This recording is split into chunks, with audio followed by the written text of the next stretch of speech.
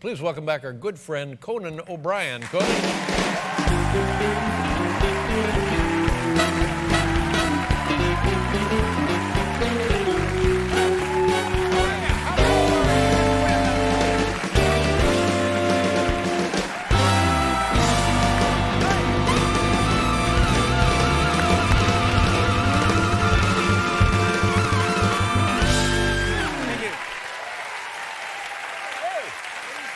How are you? Welcome back.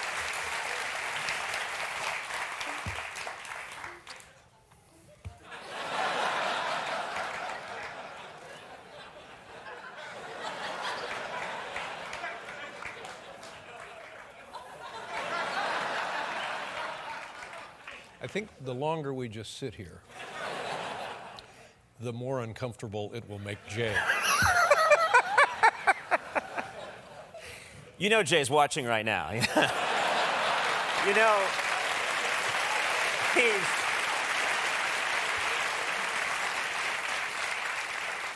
he's getting a live feed in a satellite truck right now. He is watching every second.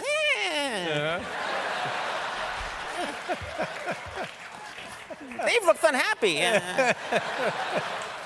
He's gonna pack it in soon. Yeah. You, I know from your perspective. Well, I'm done. That was all I had to do. I know from your perspective it was difficult. What are we talking about now? You know, when you decided to go to TBS and all of that, and you took our show and did a great job there. Then you had the Tonight Show, did a great job there. And then.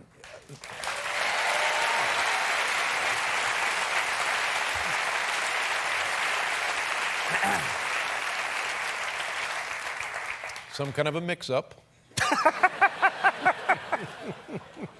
I really don't recall. How do you been a long time How do you now. feel now on the other side of all of that? You got to feel great. You got to feel. I feel terrific. I really do. You know, all I ever wanted to do was, I mean, I'm very lucky to get to go on television Right. and to do my thing my way. And TBS lets me do whatever I want. They don't watch it. They don't care. Checks come in. They're not watching. No, that's the magic. And I have a great time. You know, we took all of our people with us, so everybody is happy, and so I'm thrilled. It worked out, and I'm a lucky person. So And forgive me for making this all about me, but that's kind of what I do. it's your I show. was delighted by everything that happened, except you losing your job. I will tell you. I will tell you, and this is honest, the only consolation I took during that period was that you were happy. It was really. It was what a really humanitarian. I did. I felt this is a. Sometimes Dave seems a tad unhappy in his life, and if this is bringing you some measure of joy, then to hell with my career. Yeah, you no. know? Let me explain myself. I knew you would be just fine. Yeah, I can forage for food. No, I don't think that was ever going to be a question. I can catch animals and eat it's them. I just knew I'd be all right.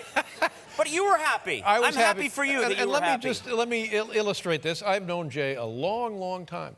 We go back to the mid-'70s, back in Los Angeles at the Comedy Store. Jay was always the guy.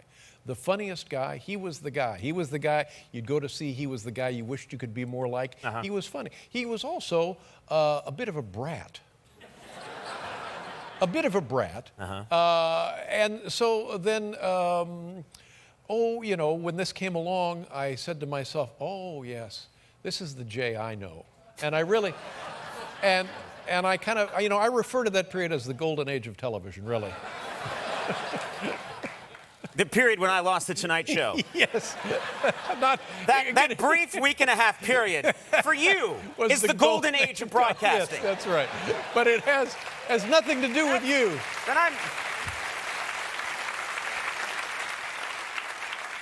Then I'm contented. This and people, this is a silly question. I'll ask it anyway.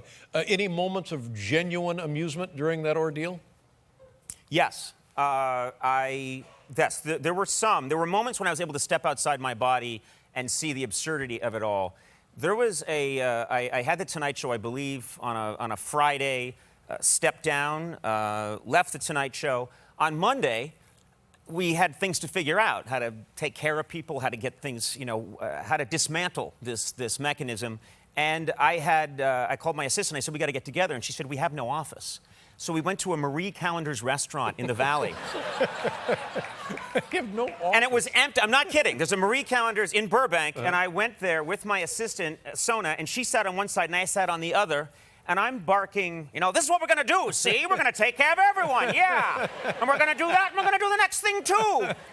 And a woman came by and said, didn't know or care who I was. Do you want one of our 9 pies? And I realized in that moment the disparity between sitting behind the desk as the host of The Tonight Show on a Friday and being demoted to a table at Marie Callender's, which, by the way, is a fine restaurant. Yeah. And it makes a killer pie, but I thought, this is appropriate somehow. Yeah. This is... Not everyone would agree that it's a demotion, going from The Tonight Show to Marie Callender's. Because, as you can tell, the pie...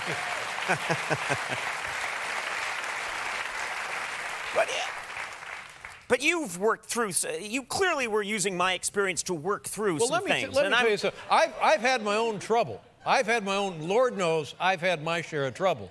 So when I saw other trouble... Right. And again, it wasn't... You're someone who's been in a car accident, who passed another guy lying on the road and said... That's right.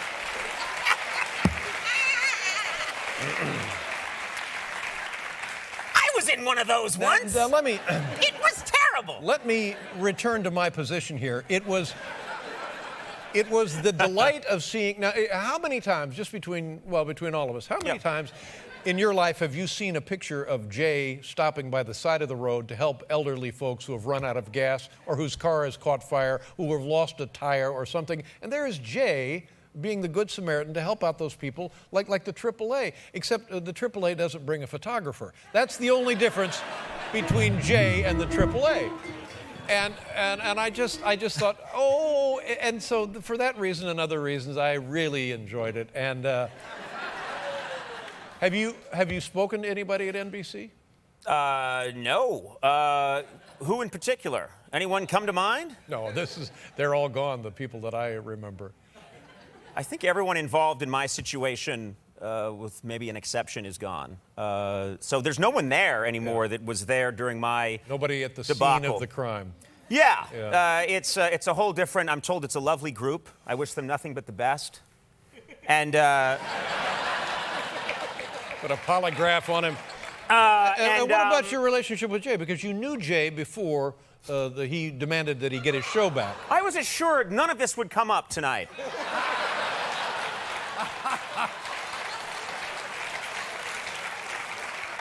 I was told we would discuss our shared love of antiquing. Our many wonderful vacations together. Yeah. I was never informed that this would come up. But what is your question again? And you can repeat it as many times as you like. We can get you an office at Blimpie's. Trust me. But I'm so insecure now in my talk show jobs that I'm always eyeing tables at restaurants. You just. I could go there. I could be happy. But you had a relationship with Jay before the felony took place. What was the relationship like with Jay before this? Occasional phone call and... Did you feel a kinship, a camaraderie? It's a busy world. I come from a large family. No, I would say up until this event, we didn't have that much in common. Right. We're quite different fellows, he and I. I don't know why I suddenly reverted to 19th century diction. But he and I are different, and so we didn't have a lot to talk about in common. Right. I don't own many automobiles that were made before 1904, primarily of brass and leather. And so I don't know what to... Now we're going. Now we're getting someplace. I don't know.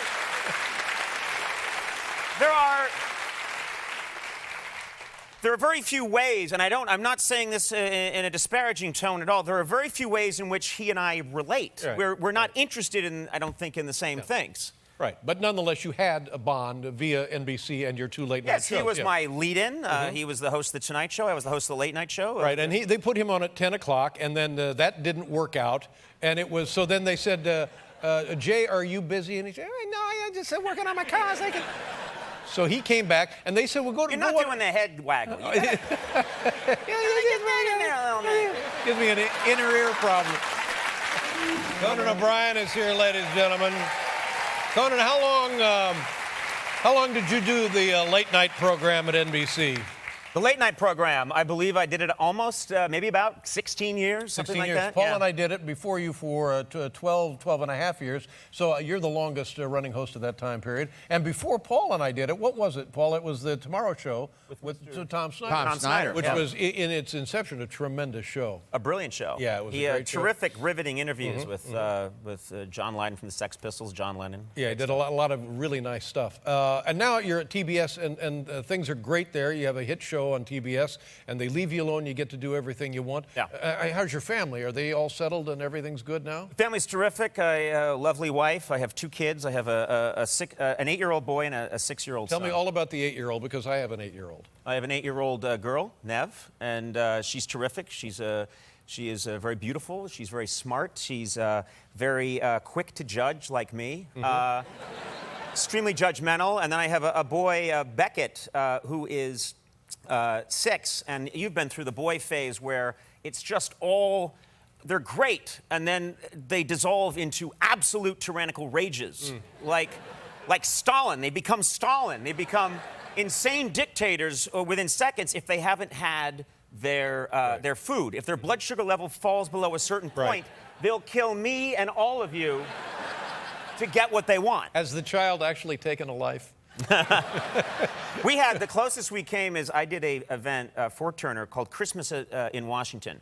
And it's an event, and they said that you perform for the number of people in Washington. You also perform for the president, the first lady, the vice president, and this is a great thing. And I said, I'd love to do this. And they said, you can bring the kids, the wife and the children. I thought, this is fantastic. Yeah. My children will meet an American president.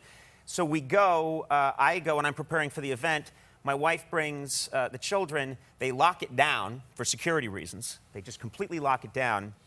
And then they say, okay, before the event, you're going to get to meet and have your picture taken with the president. This is very exciting. My kids are nicely dressed. And my wife mentions to me casually, as we're getting in the line, the children haven't eaten today. And as any parent will tell you, you have that moment of, this isn't something, I don't know, I'm very busy today. I've got a show to do in front of the president, but that concerns me. I have some concern, Dave. And then we get on the line, and we're ready, and we've talked to the kids. You say, hello, Mr. President, and the First Lady, and the boy's wearing his little tie, and the girl's wearing her nice dress, and I'm wearing a dress, and everything's fine, and we're ready to go. Wait a minute. What? We'll get to that part. We'll get to it. It comes later. And we're ready, and they say, I hear someone say, President in 5 minutes. We got President in 5. And things get really quiet in the room, and there's a lot of people waiting to meet the president. And all of a sudden, I just hear, I don't want to meet with him. It's and I look over and it's my son, and he's just going, and I just say, hey, Beckett, take it easy.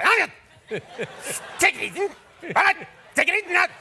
And I look around and I just see that they're like, President in 4 minutes, President in 4. We got POTUS in 4, and I'm really getting concerned. So we start to try and reason with him, and you've been down this road. Yes, I have. And I'm like, now that touch me.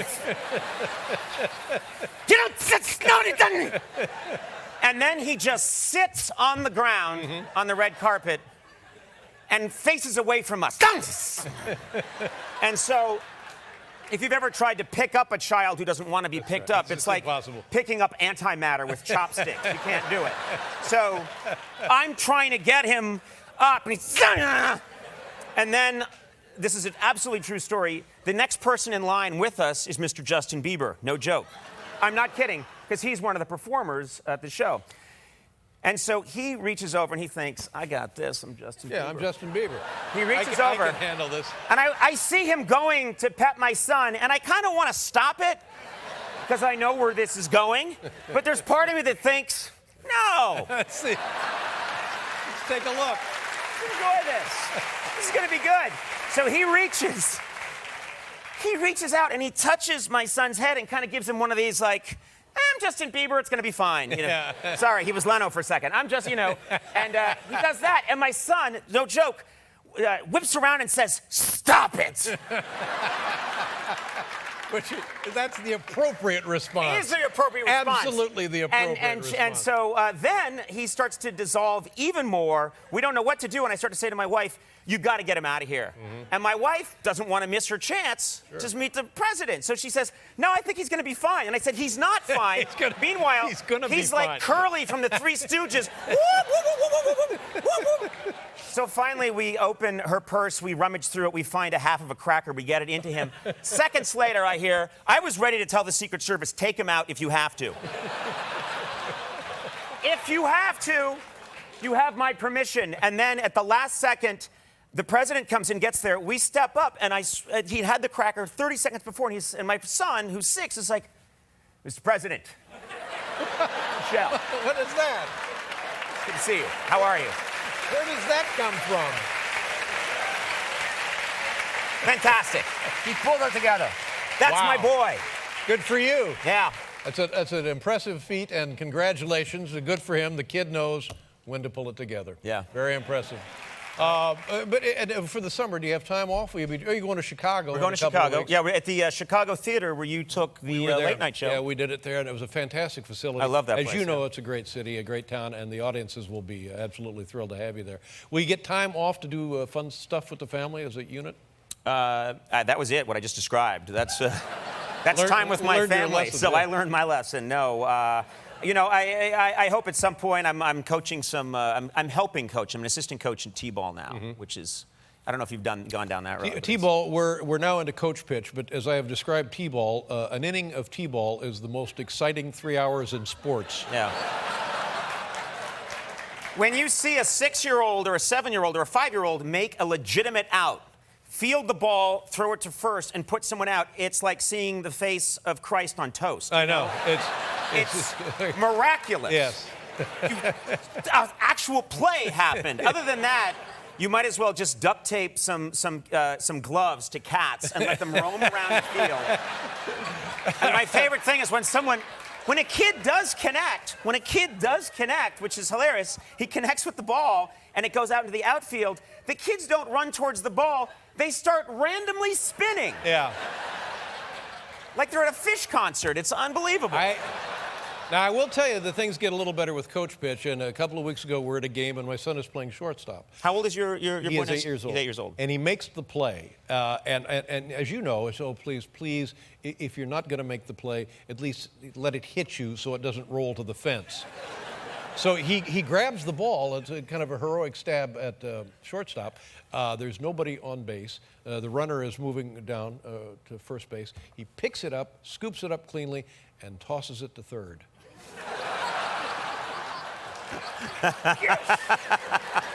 So you get a... It's starting to gel. Yeah, it's coming together. It's starting to gel. Yeah. Is he good at the plate? Because that's really all you need to worry about, too. You don't want the kid to embarrass himself at the plate. You know, he's actually quite good. Watching T-ball, have started to wish that I would love to see, and maybe I don't have the resources to make this happen, but you could. I would love to see major league caliber hitters hitting off of a tee. Yeah, I think it would be so fun to see a David Ortiz and look at that game and the scores. I would like to see them major league games where the scores are like 145 to 144. It would be extremely... Eliminate pitching altogether. Yeah, and steroids encouraged. Why not? The combination of steroids and the tee. Have you, I saw your sister in a movie, for God's sake. Yes, my sister Kate. That was fantastic. She did a terrific job. She's very talented. What was the film? Was The Fighter. Yeah, my sister auditioned. They had no idea that she was any relation to me. Really? She looks exactly like Well, she looks like me in a wig, yeah. No, She's an attractive version of me. She's very talented, and she, yeah, they had no idea. She did a terrific job. They put her in this film, and she nailed it. Yeah. I'm extremely proud of her. Yeah, I think she, I mean, she also teaches, so she's balancing it. She's working in show business and helping humanity. Now, which is a weird combination. that's unheard of, for God's sakes. Now, you won't see me going down that road. Do you like living in California? You know what? California is pretty good. I will say, I got to look at your audience, and it's a good-looking crowd, and I'm not saying that just to cue applause right now. There's no time. That's so cheap. So cheap.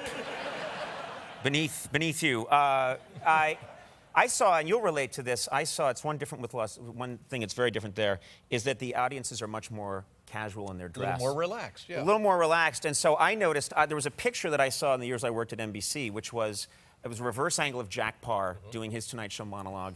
And it's a reverse angle, and you see the audience. The men are in ties. They're all Don Draper on Mad Men. They've got the ties and the jackets. The women are wearing sensible Republican cloth coats. Everything's... And they're all sitting there and enjoying the show. Right. I watched an evolution occur throughout the 80s and the 90s, and it got more gradual. In Los Angeles, people come to the tapings in board shorts, flip-flops, thongs, and nothing else. World War I helmets, fake beards, eye patches. It's a freak show. I think you also mentioned that they often bring animals with them. They bring livestock. So cherish this. This is old time. This is the Ed Sullivan Theater, and it's. I love being in this theater. Beautiful. This is Conan O'Brien right here in Chicago, week of June 11th.